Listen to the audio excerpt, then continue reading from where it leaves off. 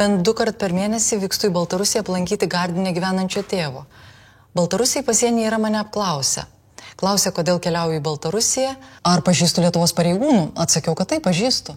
Tėvelis susirgo, važiavau aplankyti. Pasieniečiai išlaipino, manęs laukė civiliais drabužiais vilkintis vyras. Kreipėsi vardu, pasiteiravo kaip tėvelio sveikata. Keista, žinojo, kad planuoju vežtis į Lietuvą.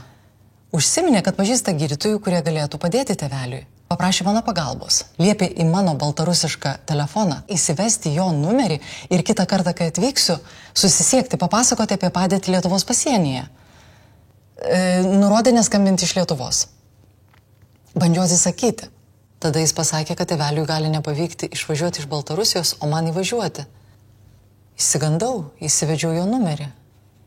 Tai nėra mano istorija. Bet ji gali būti tavo. Neįklimk giliau. Kreipkis į Valstybės saugumo departamentą.